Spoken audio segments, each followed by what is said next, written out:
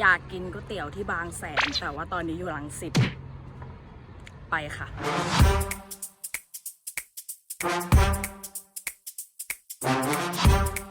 ตอนนี้นะคะเลก็อยู่ฟิวเจอร์พาร์ครังสิตนะคะกำลังเดินข้ามสะพานลอยเพื่อไปขึ้นรถตู้ฝั่งตรงข้ามนะคะเพื่อไปบางแสนนะคะทุกคนใครที่ติดตามเลนะจะรู้เลยว่าเลแบบชอบกินก๋วยเตี๋ยวมากกินทุกวันคืออย่างน้อย1 วันต้องกิน1 มื้อนะคะบางวัน3 มื้อเลยและที่เลเลือกที่จะไปกินก๋วยเตี๋ยวร้านนี้ที่บางแสนเพราะว่าเมื่อก่อนเขาเปิดแถวกรุงเทพนะคะแล้วแบบว่าเป็นร้านประจำเลเลยเลกิน5 วันติดแบบไม่เบื่อเลยนะคะพอเหมือนช่วงโควิด -19 เนี่ยเขาก็เลยย้ายกลับไปที่บางแสนนะคะทุกคนเลก็เลยแบบว่า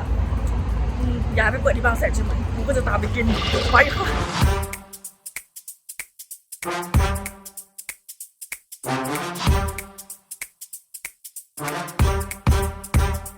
เราก็อยู่บางแสนเป็นที่เรียบร้อยแล้วนะคะทุกคนตอนนี้นะคะเราอยู่ที่ตลาดหนองมนนะคะคือเลมีเพื่อนอยู่พัทยาเว้ยแล้วมันบอกแนะนำว่าให้ลงตลาดหนองมนแล้วก็ต่อวินหรือต่ออะไรไปซอยลีลานะคะเพื่อที่จะไปร้านก๋วยเตี๋ยวของเรานั่นเองนะคะทุกคนเดี๋ยวไปกันเลย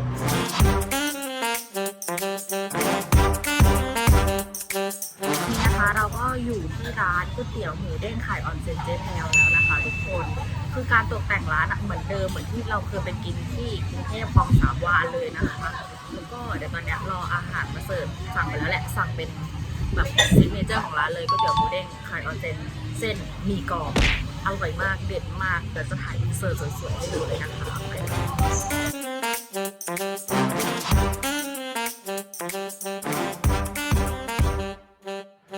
คนคือว่ามันยังอร่อยเหมือนเดิมเลยคือเลยไม่ได้กินมาประมาณ1 ปี2 ปีแล้วนะคะตั้งแต่เขาย้ายร้านมาคือไม่ได้กินเลยแล้วแบบวันนี้กลับมากินรสชาติมันยังเหมือนเดิมยังอร่อยเหมือนเดิมจนแบบว่าอยากยกร้านกลับรังสิต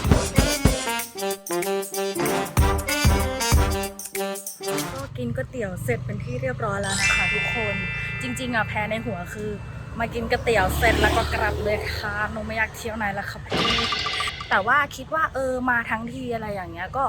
หาที่เที่ยวซะหน่อยแบบแถวรอบมอบูนะคะสรุปคือเพื่อนไอคนเดิมที่มันอยู่พัทยามันก็แนะนำเหมือนแบบว่าเป็นพิพิธภัณฑ์สัตว์น้ำที่อยู่ในมอบูนะคะอันนี้เลยก็กำลังจะเดินไปเกือบโลอีดอกเหนื่อยมากแล้วกูเดินทำไมกูไม่นั่งมอไซค์นั่งวินนั่งอะไรก็ไม่รู้เหมือนกันอินดี้สุดๆ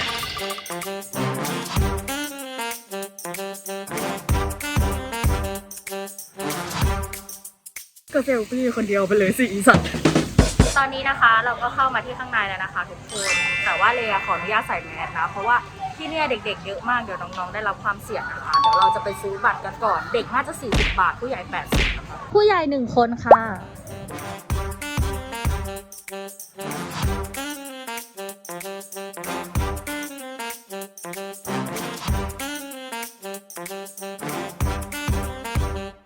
โอเคค่ะทุกคนเลก็เดินออกมาจากพิพิธภัณฑ์แล้วนะคะเดี๋ยวเลว่าเลจะกลับรังสิตเลยนะเพราะว่าเลไม่อยากไปไหนแล้วเลอยากกลับไปนอนเพราะว่าช่วงนี้งานเยอะมากนะคะตายแล้วใจจริงคืออยากไปชายหาดอยู่เหมือนกันนะแต่ว่ามันร้อนตอนนี้ไปทำอะไรมันร้อนก็เลยจะกลับรังสิตแต่ว่ามีปัญหาอยู่อย่างหนึ่งนะคะทุกคนกลับยังไง A few moments later ในที่สุดนะคะก็มีคนช่วยชีวิตเรานะคะทุกคนก็คือเพื่อนสมัยม.ปลายนะคะรีพายสตอรี่มาบอกว่าให้ไปขึ้นรถตู้ตรงข้ามแบบแถวม.บูรพาเนี่ยแหละอะไรอย่างเงี้ยเดี๋ยวเราลองไปดูนะคะทุกคนกลับได้ก็กลับไม่ได้กูก็ไม่รู้แหละในที่สุดเราก็เจอแล้วนะคะทุกคน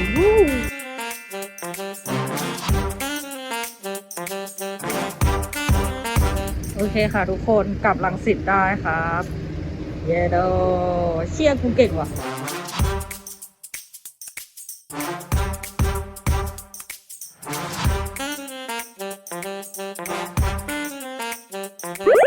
โอเคค่ะตอนนี้ก็อยู่รังสิตเป็นที่เรียบร้อยแล้วนะคะนะ Future Park หรือว่า Spell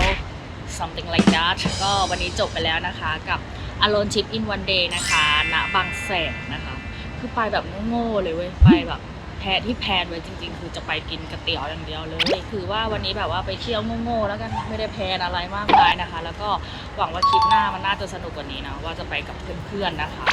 วันนี้นะคะช่างเลมาหยอกก็แบบว่า ขอลาไปก่อนแล้วก็ขอบคุณที่ดูยันจบนะคะฝากกดไลค์กดแชร์กด subscribe ให้ช่องเลบายองด้วยนะคะทุกคนไปแล้วบ๊ายบา